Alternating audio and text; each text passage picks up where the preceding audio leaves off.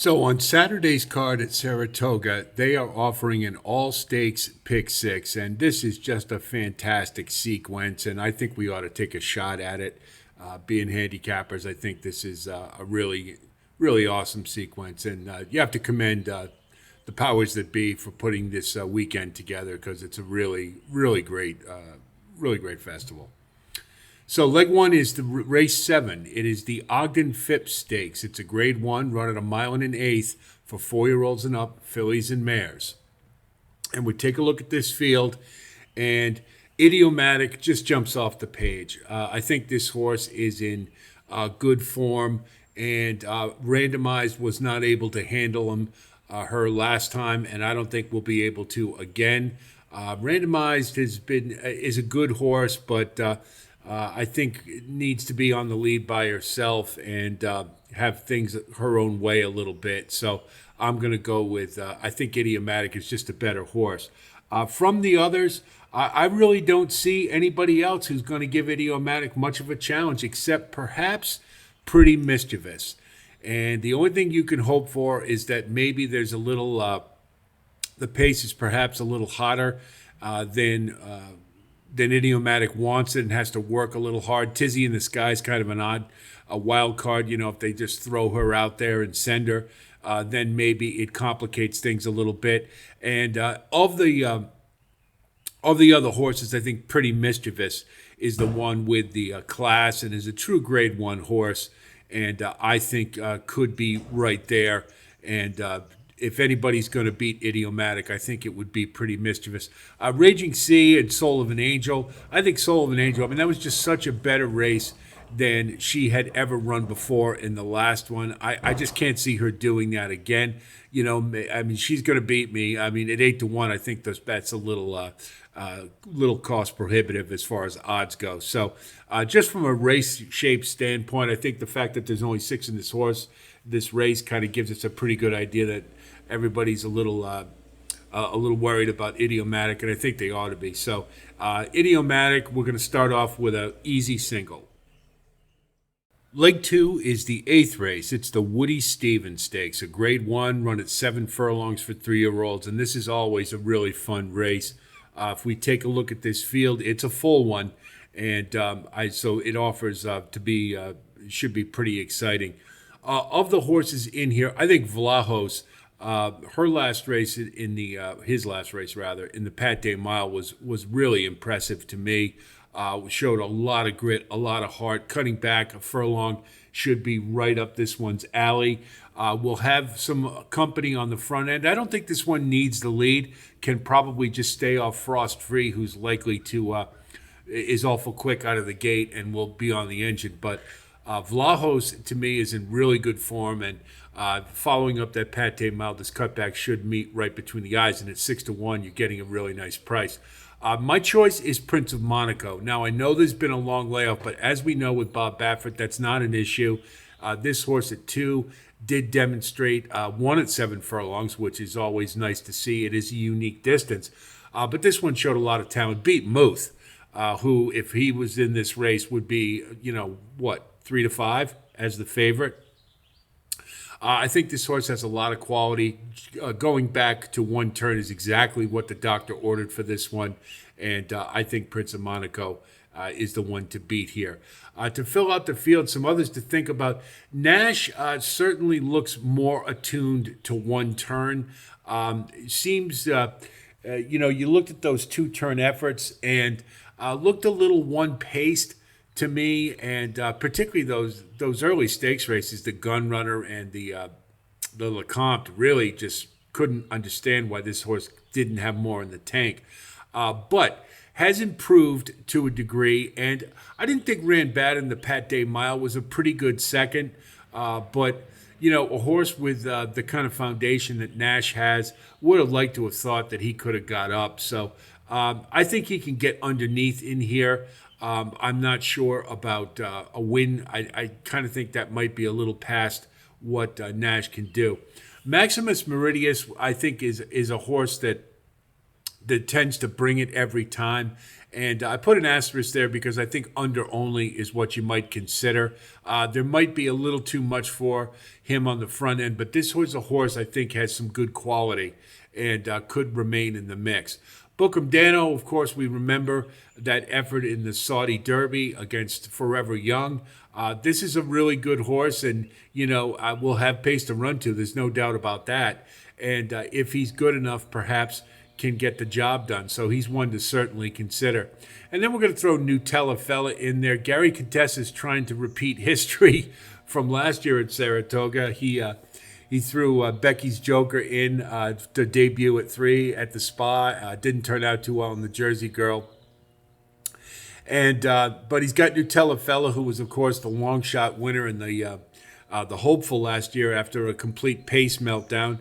This one certainly, has a late running style and looks pretty good. We'll just see it at 3, but I'm not sure that 7 furlongs is a unique distance, as we know, so later runners can sometimes factor. And at 15 to 1, why not? I think that probably more underneath to me, but the top 2 in here would definitely be Vlahos and Prince of Monaco, and I'm leaning towards Prince of Monaco, but I could certainly see a case for Vlahos. Leg 3 is race 9, the Jaipur Stakes. It's a grade 1 run on the turf at 5.5 furlongs for 3-year-olds and up. And this is a full field, and again, this is a very competitive race. Certainly the horse we try to beat is Cogburn, but I'll tell you, that turf sprint last time, it looked awful impressive. 5.5 furlongs is a distance this horse doesn't have any problem with. And I did look for that when assessing this field as horses who are really relish 5.5 furlongs as opposed to 5 or 6 or more. So Cogburn, isn't going to have really any competitive front runners to deal with, I don't think. So should be able to get out of the gate. Broke beautifully in the last one and then just sat behind the leaders. Will probably do so again. And if it runs back to the race in the turf sprint, it's going to win the race. So to me, Cogburn is the one to beat. There are some adversaries, though, that are interesting. In particular, Arzak and Sosua Summer really love 5.5 furlongs. Arzak, it's a great distance for. Had a really nice effort in the Shakertown last time and should be sitting off the horses in the front, and will get tactically a jump on some of those closers that are fairly formidable in this race. And so I think Arzak coming into this race in very good form is illogical as well. Now, Sosua Summer has been disappointing at times, but is 3 for 3 at Saratoga and loves 5.5 furlongs, 4 wins, 2 seconds, and a third out of 8 starts. So this is definitely a distance that meets him between the eyes. And at 20 to 1, you're getting some really nice value. So if you're looking for a horse to upset the apple cart, Sosua Summer is one to consider. Big Invasion, what can you say about him? He just finds trouble every single race, and he's just so hard to trust from that perspective. He can win this race without a doubt, but I'm a little reticent to put him on top because I'm not sure how much really strong pace that there's going to be here because of Dancing Buck and No Name Mets. I don't think are going to light the world on fire on the front end. So tactically, Big Invasion would be at a disadvantage. And then, of course, we have to talk about the two Charlie Appleby's, Star of Mystery and Mischief Magic. In particular, Star of Mystery breaks slowly, and I think that certainly has to cost you in a turf sprint where you got to be on the engine and moving right away. So Star of the Mystery, I think, can certainly factor in this race, has all the back class, and is a talented horse without a doubt. But I do have some reservations because of that poor breaking history. Mischief Magic won the juvenile turf sprint and is certainly a horse to consider here. Had kind of a funky 3-year-old campaign, but has rebounded and run better at 4, and so is illogical to consider. But to me, Cogburn and Arzak are top 2, and Sosua Summer for the value is very intriguing to me. And then, you know what, throw in Thinway Duke as well, because I think that last race might have been a prep. And we know Steve Christ is, New Yorker, and I think they'd want to win a grade 1, nothing more. And this horse can do it. He has demonstrated ability in the past. Going to be tough from the one hole. He's going to have to work out a trip. But at 30-1, if you're looking for a bomb, he's maybe one to think about. But the top two, again, Cogburn and Arzak for me, with Sosua Summer as a long shot. Leg 4 is race 10, the Metropolitan Mile, the Met Mile, grade 1, run at a mile for 3-year-olds and up. And of course, we have to remember this is a 1-turn mile, or more of like a 1 1/4, because it is run out of the Wilson chute. A lot of people don't like it, but so you've got like 1.5 turns, let's say, in this race. Not like Aqueduct or Belmont, where you just have 1 turn. So a little bit something to think about. You definitely have to think about post position and tactics, because you're going to be confronted with a chute right away, and it's going to be very easy for horses to the inside to get pinched unless they get going early. So we take a look at this field, and to me, it's in many respects it's a 3-horse race.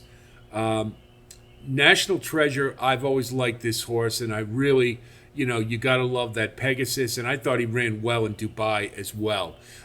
He's clearly improved from 3 years old. Riding him aggressively seems to work. I think he'll be right up on the engine, just off of Hoist the Gold, who likely will be the pace setter, the ubiquitous Hoist the Gold. If there's a grade stakes, you see Hoist the Gold in it. We saw that National Treasure was able to handle him pretty well in the Pegasus, and I think he'll do the same here. The real question, White Abario, the real question is, I guess, if you take Dick Dutro's word for it, he just didn't like Dubai, didn't travel well, nothing went right there, and it was indicative of the poor performance he had as the odds-on favorite in the Dubai World Cup. We know he's a better horse than that, without a doubt. And he could very well rebound and take this race down. However, if you have to choose, call me sentimental, I'm going to go with National Treasure. But I think he's a worthy win candidate here. If you want to take White Abario, fine. I could understand it. I just think it takes maybe a little bit more of a leap of faith, in my opinion. Now, we look at the rest of the field, and I don't really see much in the way of challenges. Blazing Sevens, I've never been a really big fan of this horse, and I think he's a cut below. He has run pretty well from 4 years old, but I'm not sure he's got the top end to win this race. Castle Chaos, I just don't think is good enough. Now, Post Time is very interesting. Really, to me, he's a horse who loves to win, so you gotta like that. And I wouldn't talk anybody out of including him on their tickets, because he's a really nice horse. I think the problem is coming from behind. I don't think he'll be quite as far back as perhaps he would in other races, but therein lies the problem. A lot of times when late runners have to be a little more forwardly placed, it does take something out of them. But if you get National Treasure and White Abario knocking heads, he could be the benefactor. And at 7-2, hopefully you'll get a little better price than that. He's certainly one to consider. So I'm toying with the idea of singling National Treasure, because if you gotta, I think you kind of have to pick one here. But you go, if you're gonna spread, those are the three I would take: National Treasure, White Abario, and then Post Time for potentially a horse to upset the apple cart. Leg 5 is the 11th race, the Manhattan Stakes. It's a grade 1, run on the turf at 1 mile and 3/16 for 4-year-olds and up, and this is a really nice field. You've got a couple of Charlie Appleby invaders, a couple of Chad Browns, of course, as to be expected, and I think this is a really good race, and it's hard to find a horse to put on top, to be honest. You certainly have to look at the Europeans, Al Rifa and Measured Time. You go 2 back for Al Rifa and got a good second against Ace Impact.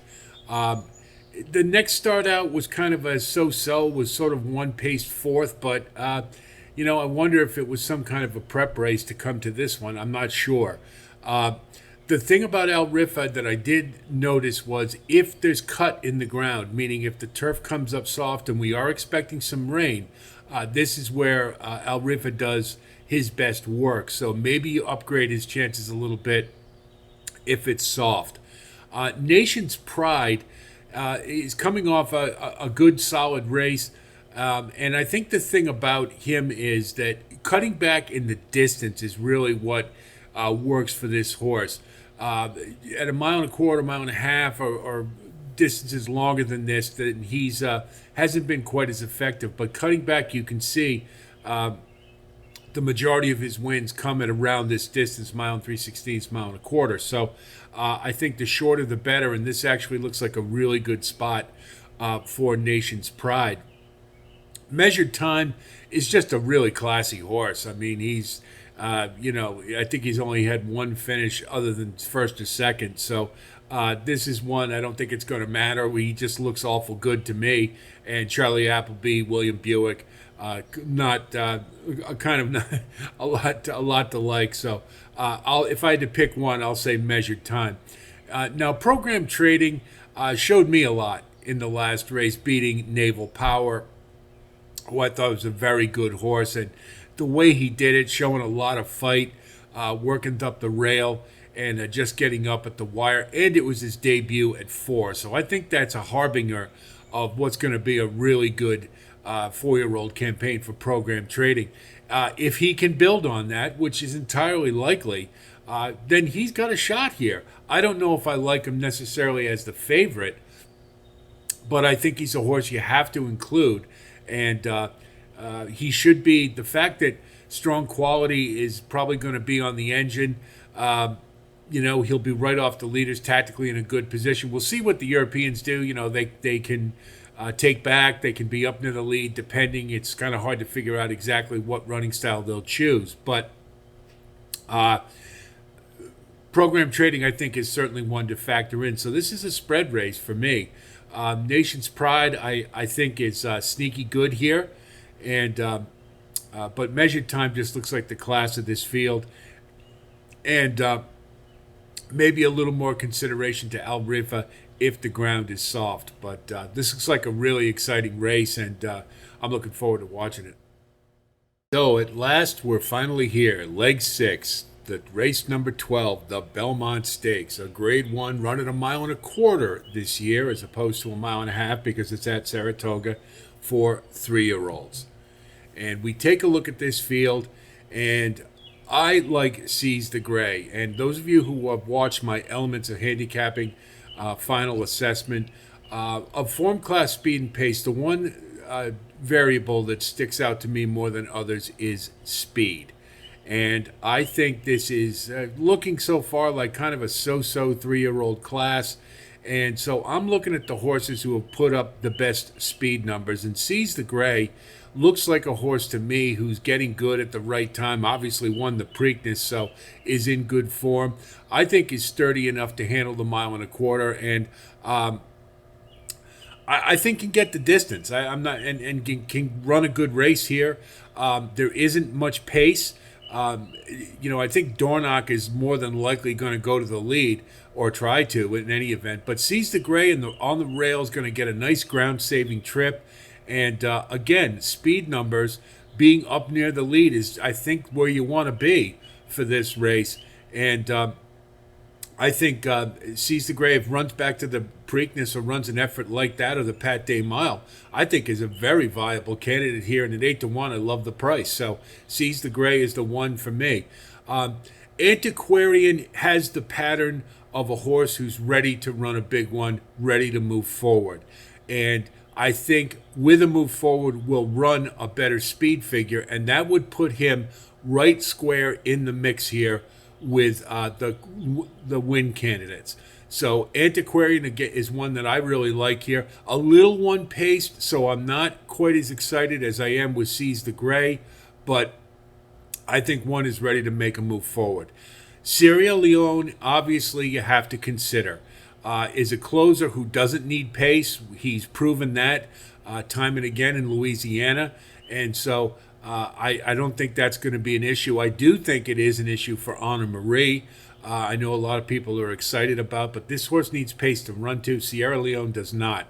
I think he'll be charging late. Let's see if the new equipment, the cage bit, gets him to run straight. If he does, he's got a very good chance. But also note, he hasn't got a 100 buyer yet. And so he's not, he hasn't run quite as fast as some of the others. So and tactically, I just think this race is going to be run up near the front end. So I like Sierra Leone to factor in this race, and he can win it without a doubt. But I just kind of think Seize the Gray has a little bit of a better chance. Mind Frame obviously is one that's, when you talk about speed, well, what about Mind Frame? Okay, here's the thing. Mind Frame is of the variety. We know Mike Rapoli has been doing this all Derby trail. He's been throwing horses into every stakes, every Derby prep he can, whether they're ready for it or not. They break the maiden, boom, put him in a stakes race. Now, this horse has a couple of starts, but he has not raced against much. And you're asking him now to step up big time class-wise. He clearly has talent. Could he win this race? It's not out of the realm of possibility. He's going to be perched on the outside. He won't have to encounter any bumping or whatnot, and could very well get into position, and he could win this race. I'm not saying he can't. He could. But when I'm making a pick six ticket, to me, the risk is a little high for me. But so it's kind of, if he beats me, he beats me. Is he going to be in my gimmicks? Absolutely. But I just have a feeling this may be a little too much too soon. We've seen it happen too many times before, in particular from Rapoli Stables. And that's the reason that I'm throwing him out for the pick six ticket. Now, Mystic Dan is another one I'm sure people are wondering about. As you know, those who have followed my posts, I'm not the biggest fan of Mystic Dan. I thought he won the Derby with a great jockey's ride. Brian Hernandez was the best jockey. Mystic Dan was not the best horse. And you know this because in the Preakness he had every chance to win that race and didn't do it. It was a very marginal effort. So it was commensurate with what he ran in the Derby, and that's true. And this horse does have speed. But to ask him to win this race the third time, and again, I'm going to say it again, I don't think this is a distance he necessarily is comfortable with. And maybe one time he can do it, but not twice. The longer they're at distances like this, the harder it's going to be. I think Kenny McPeak is showing a lot of confidence putting this horse in all three Triple Crown races. And I think he's a good horse. I just don't like him in this spot. And I think the 3 races in 5 weeks is really going to impact him more because of his pedigree than it will Seize the Gray. Seize the Gray seems to be thriving right now, and that's the difference for me. I'll also mention Resilience. I know a lot of people have been excited about Resilience's chances. Belmont wasn't sure whether he could get a mile and a quarter. I suppose it does show confidence that he did decide to run him. But the facts are the facts, and this horse just isn't fast enough. I like Resilience as a horse. I think he'll run as well as he can, but I don't think he's fast enough. He's going to have to find probably another 10 buyer points if you want to think about speed, and I don't think he can run that type of race. So to me, I'm going with the horse who's on the upside, on the upswing right now, and has run a good speed number, a better speed number than most of these. And so, for me, Seize the Gray is the one to beat in the Belmont. So here's what our ticket looks like for the pick 6. We are going to single Idiomatic in the first race, so we'll know right off the bat whether we're right or wrong or have any chance. And the other races, I think we've got to spread a little bit. We're going to go 1, 7, 8 in race 8. In race 9, we're going to go 2, 8, 9. In the Met Mile, race 10, we're going to go 2, 3, and 6. And then race 11, leg 5, the Manhattan, I think we have to really spread in that one. 5, 6, 7, and 9. And then for the Belmont, we're going to use 1, 5, and 9. And so that's a total ticket of $324 on a $1 base. And I think that gives us a nice variety of options. And hopefully we can get a little value sprinkled in there and take it down.